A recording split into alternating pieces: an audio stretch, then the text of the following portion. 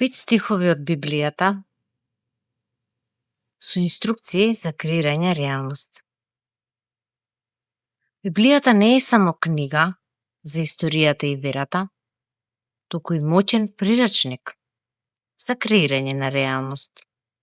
Многу луѓе мислат дека манифестирањето и креирањето на реалност е некое ново учење, но само одредени знаат дека тоа е присутно во човештвото веќе илјадници години.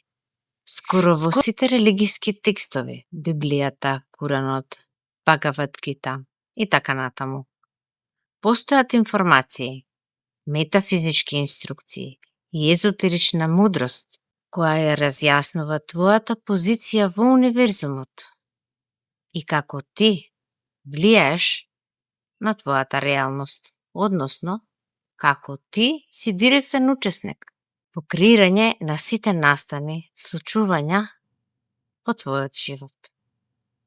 Денес ке навлеземе малку подлабоко во ова и пред да ги набрам текстовите и стиховите кои што точно и јасно се однесуваат на инструкциите на креирање реалност, само да појаснам дека Библијата е напишана со посебен езотеричен код, односно во парабола или преносна смисла.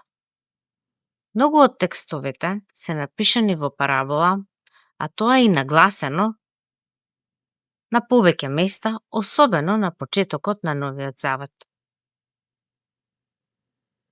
Доколку го отворите Новиот Завет, уште на првите страници, кога Исус зборува, точно е нагласено дека тој искажува дека ќе говори во преносна смисла, односно во парабола. Кога неговите ученици прашуваат зошто, објаснува дека за некои работи треба да се има посебно око и посебен слух, посебен разум, а всушност сето се однесува на посебно ниво на свесност. Односно, многу настани во Библијата се напишани во преносна смисла, а имаат огромна мудрост и метафизичко значење, односно, како нашиот ум и како нашето срце влијае врз материјата и врз случувањата во нашиот живот. Па затоа Библијата не се чита буквално, туку од одредено ниво на свест. Само тогаш се откриваат тајните на одредени. Но во овие стихови кои што јас ке ги наведам денеска, многу јасно се разјаснуваат инструкциите за креирање реалност и може да ги разбере дури и дете. Првиот стих, Евангелие по Марко, 11 глава, стих 24.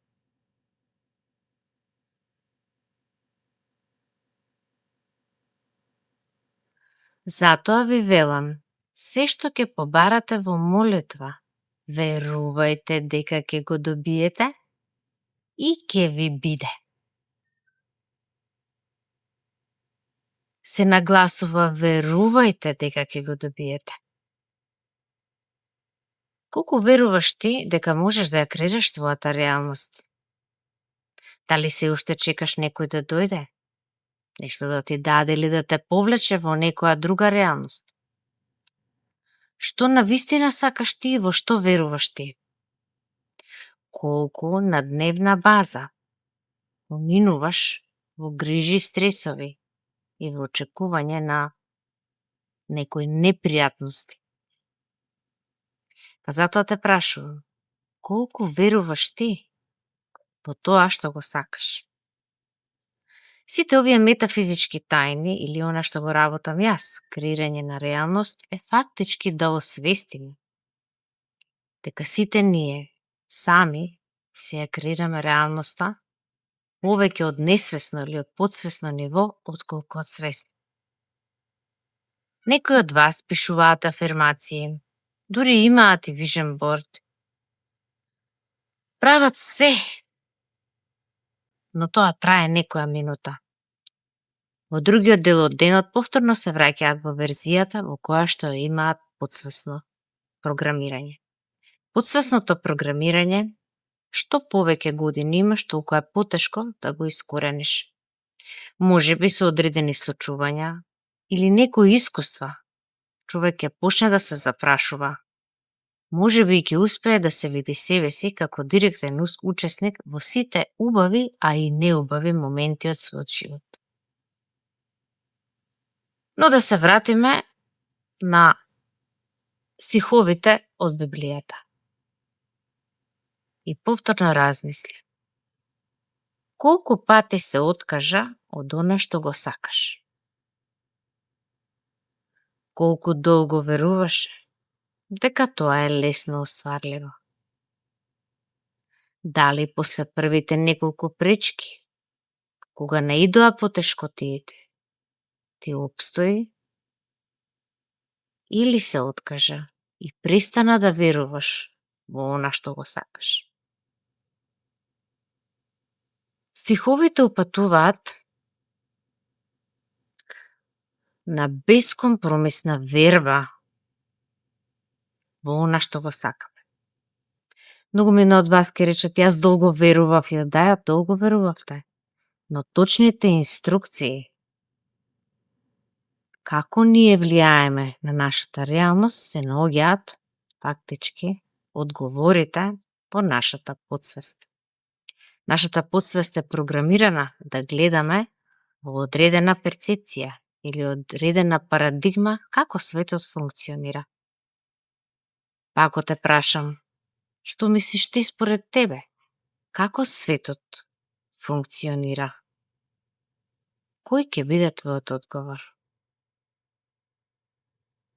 Според твојот одговор, ќе видиш колку и сето она што сакаше да се оствари станува далечно, бидејќи од парадигмата од која што размислуваме, низ перцепцијата низ која што гледаме, влијае на настаните што ни се случуваат и сите работи што ги привлекуваме. Секако потребно е репрограмирање на подсвеста, бидејќи оттаму се реализираат сите настани и случувања во нашиот живот. Некој од вас ќе помислат дека тоа е можеби некаков невообичаен процес или долготраен процес. Но ако човек се зафати со тоа, ќе види голем благодет во својот живот. Крајниот ефект на репрограмирање на нашата подсвест е поврзување со нашата душа и со она што на вистина нашата душа го сака, а не нешто што е во колективната свест и некои цели кои што се во колективната свест во смисол, значи луѓето мислат дека сите сакаат некакви огромни материјални средства, дека сите сакаат некакви, не знам, патувања, но тоа не е така. Секоја една индивидуа е посебна една душа со своји уникатни желби, со своји таленти, со своји пасии и моментот кога ќе се поврзеш со твојата душа, тоа ќе до израз целиот баланс што ќе настане со репрограмирање на нашата подсвест. Моментот кога ќе исчистиме од нашата подсвест некои програми што не носат во негатива, секако дека ние ќе се исправиме на нашата патека која што е наменета за нас. Молете и ќе ви се даде. Барајте и ќе најдете. Чукајте и ќе ви се отвори. Зашто секој кој моли добива, кој бара наоѓа и на оној кој чука ќе му се отвори. Стиховите се однесуваат на работи или проекти или желби на кои што ние треба да бидеме упорни. Колку упорно одеше по патеката на она што го сакаш? Што се случи кога не идоа првите пречки? Што се случи кога се тргна наопаку? Дали и понатаму веруваше? Дали продолжи да тропаш на некои врати? Дали упорно и самоуверено во себе, со 100% верба, одеше понатаму бараше решение и излез. Колку пати се повлече или колку пати се повлече и направи компромис и се врати назад во старата верзија и кажа: тоа е. Ова не ми успеа. Дали откако го доживеа поразот се обиде пак? Или едноставно ги остави работите како што се? Дизајнирање на добар живот е долгогодишен проект. Нашата животна патека, кога ја креираме, представува патека која што се оди со години. Секој што ќе ви рече поинако, верувајте ве лаже. Што порано човек се спријатели со идејата дека добар живот се гради со години, подобро ќе се сложи со ова и ќе свати дека треба да се наоружа со толеранција, трпение и учење додека оди на таа патека. Што ти беше потребно за да преидеш на патеката која што ти ја посакуваше?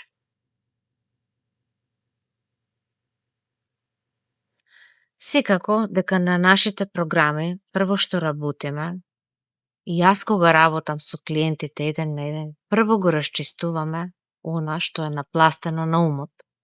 Односно, премногу размислување, одење по погрешни, гнев расчистуваме, значи со гневот, расчистуваме со анксиозноста. Ставаме дека умот мора да биде во една смиреност за да може воопшто да се поврзе со себе си. Умот и она како треба да е прави најголема пречка на повикот на нашата душа. На моите менторски програми, кои што се работат во групи, работиме чистење на блокади. Блокадите се најчесто уверувања кои што се превземени од семејството, може да се превземени од колективната свест како светот функционира, или пак добар дел се воспитни уверувања, религиозни уверувања, уверувања околу финансиите, односот наш со изобилието и така натаму. Едноставно, кога работи човек на себе, прекинува оној негативен виор што се одвива во умот. Започнува вербата во повисока свест и поврзување со повисока сила. Секако луѓето требува да го препознаат која вредност е. И кога човек работи на себе е всушност интерен баланс, внатрешна хармонија, што е од неверојатно значење, поради тоа што внатрешниот баланс нас ни обезбедува здравје, чисти мисли и смирен ум, за да можеме самоуверено да газиме на патеката на успехот. На крајот, успехот добиен по најскапа цена, односно по цена човек да се разболи или да изгуби некој близок, навистина не е успех. Патот до успехот е само доколку уживаме во процесот и се надградуваме, значи зборувам уживаме, секако дека е напор, потребно е ние да играме играта, а не нешто да ни падне во скут. Луѓето се уверени дека треба Бог нешто магично да им подари и нешто да се деси магично, значи ние да дојдеме до нешто, но тоа реално не функционира така. Оваа игра наречена живот е фактички ние да израснеме во некој идентитет каде што ќе ја користиме оваа способност, да ја научиме оваа способност како ние делуваме на реалноста, а околностите ни го отвараат патот или го поместуваат патот за да одиме, не буткаат да одиме во друга насока.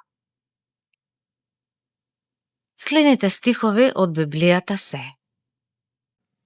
Впрочем, браќа, се што е вистинско, што е честно, што е праведно, што е чисто, што е љубезно, што е на добар глас, ако е некаква добродетел, ако е некаква пофалба, мислете на тоа.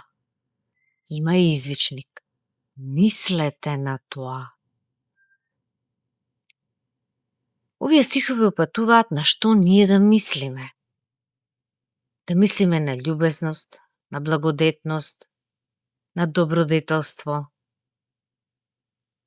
Упатува каков вид да ни бидат нашите мисли. Но што се случува во реалноста? Поголемиот дел од времето, колективот го поминува во стресови, грижи, брзање.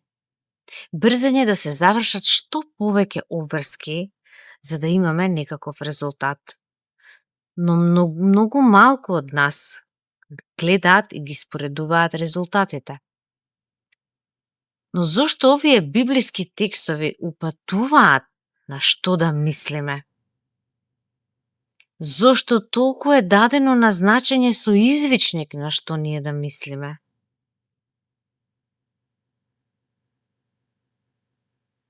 Во дел од работата на себе, многу време поминуваме на емоциите, процесирање на тешки емоции, бидејќи лесно паѓаме таму од проста причина што колективната свест и матрицата е негативна.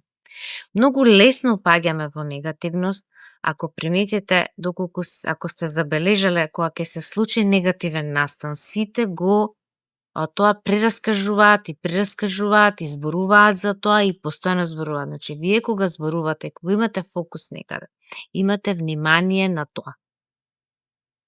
Автоматски, ако тоа го зборувате, го пуштате во етер, преку глас, вие со самото внимание и фокус на тоа, на такви, да кажам, многу негативни и стресни ситуации, доведува да ние се чувствуваме блокирани и без визија.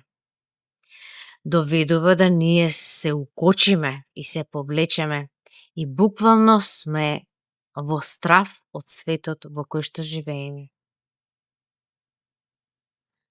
Постојат луѓе кои што буквално не читаат, не гледаат и не слушаат негативни работи, едноставно си ја гледаат својата работа и својата визија и тераат по патеката која што си ја зацртале. Навистина е отежнително, кога не знаеш каква е матрицата и како таа те повлекува. Буквално ја киднапира свеста во комуникација со другите луѓе, едноставно колективот е постојано во една немаштија, во едно немање, во едно неможење, во еден момент на немоќ. Која ќе ја примете вие оваа информација како единка, на вистина е премногу за да се борите со еден цел колектив. Единствената инструкција што можам да ви кажам е се повлечете од колективот, да користите некои техники каде што ќе излезете надвор од оваа матрица и каде што ќе се поврзате со себе си и ќе имате нешто што е ваше, нешто лично што ќе го градите. Секако, дека додека градите нешто, можеби ќе бидете исмејани. Но верувајте, на крајните резултати секогаш доживуваат аплауз. Затоа луѓето се чувствуваат неподдржани, бидејќи, повторувам уште еднаш, матрицата и колективната свест и луѓето кои што се дел од таа колективна свест се приклонети кон неуспех. Многу повеќе веруваат во неуспех, неможност, немање, отколку во нешто друго. Затоа остануваат само 2% од цело население да се победници. Секако, овие инструкции што јас ги споделувам е за добробит на сите, добробит на колективот и кој што ќе препознае, може еве слободно да ги користи и малку да поразмисли во какви емоции, во какви мисли го поминува денот и каква визија и дали воопшто има визија во своето секојдневие. Некои од вас ќе ми речат, јас имам години, имам 65, имам не знам колку години, јас каква визија сега да имам, но тоа не е точно. Секое отсуство на визија те носи во законот на ентропија, односно таму кај што оди колективот и тоа што го прават повеќемина, а верувајте, тоа не е баш нешто добро и паметно. Евреите, 11 глава, стих 1. А верата е тврда увереност во она на кое се надеваме и убедување за нештата што не се гледаат. Дали веруваш во невидено? Се што е создадено на овој свет е размислено два пати. Еднаш е во свеста, а потоа е дизајнирано, исцртано, направено во реалноста. И сега повторно те прашувам, дали веруваш во невидено? Дали во тоа што го има во твојата свест, иако е невидено во твојата реалност, дали можеш на тоа да му веруваш? Кога некој ќе ме праша која е најлесната инструкција за манифестирање и креирање реалност, е да веруваш во невидено. Едноставно не е во реалноста, но ти 100% убеденост имаш дека тоа постои и дека ќе се реализира. Моментот кога имаме смирена во нас 100% увереност дека нештото ќе се реализира, реалноста нема друга опција, сем истото да го испорача. Затоа овие стихови упатуваат на верба во невидено. Едноставно 100% и бескомпромисна верба во невидено. Секако дека законите за манифестирање и креирање реалност се многу пообемни од колку што можам да ги пренесам во ова видео, но само сакам да упатам на една поврзаност и на една заблуда дека ова е нешто ново и дека ние измислуваме нешто ново. Воопшто не е ново. Целата идеологија, инструкции за умот, нашата душа, нашите емоции и уверувања се запишани во скоро сите религиски текстови. А мојата идеја беше само да направам поврзаност дека навистина е потребна една друго ниво на свесност, каде што ние ќе може да бидеме свесни креатори и да имаме 100% одговорност за она што ќе го креираме. Значи да нагласам уште еднаш, 100% одговорност за она што ќе го креираме, бидејќи секогаш тоа треба да биде за наше најголемо добро и најголемо добро на сите околу нас. Значи зборувам оние што се околу нас, не зборувам за подалечни, најдалечни и сите луѓе. Значи зборувам нешто што е значајно и битно за нас, а што е за наша благодет и добробит. И последниот, 5-тиот стих е според Евангелието на Матеј 21:22. Се што ќе побарате во молитва, со вера ќе добиете. Секако дека научната фела одамна ги има испитано оние чудотворни излекувања, плацебо ефект и многу други појави. Својството на универзумот дека е холограмски, дека нашиот ум е исто така холограмски. Вокабуларот на Никола Тесла, така наречен етерот кој што се креира. Научниците веќе знаат дека доколку во нешто силно веруваме, навистина ќе се случат чуда.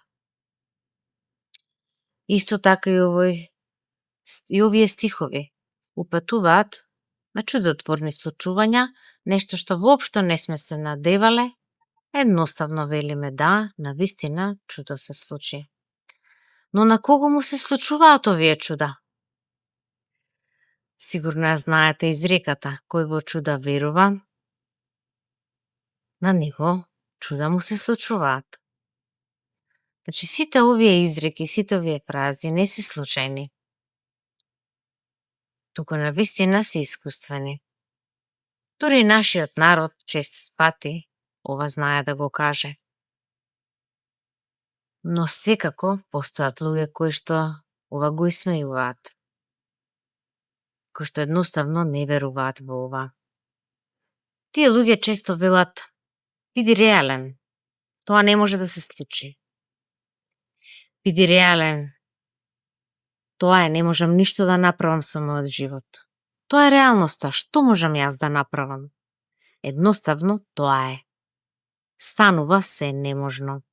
Јас и не можам повеќе, едноставно не можам понатаму. Доколку многу пати кажете неможно и не можам, и дека чуда не постојат, тоа навистина ќе се случи. Се што ќе си кажете дека е така, на крајот испаѓа дека е така и да, ти си во право за се она во што ти веруваш.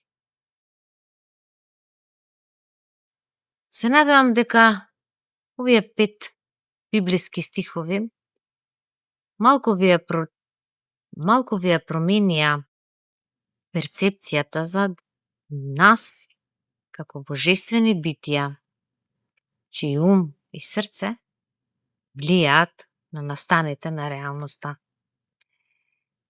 Јас и понатаму ќе продолжам да објаснувам патеката за излез од непотребно страдање, што е впрочем и мисијата на овој канал, а и мојата мисија да се намали страдањето кај луѓето, особено она што е непотребно. Се гледаме следната недела.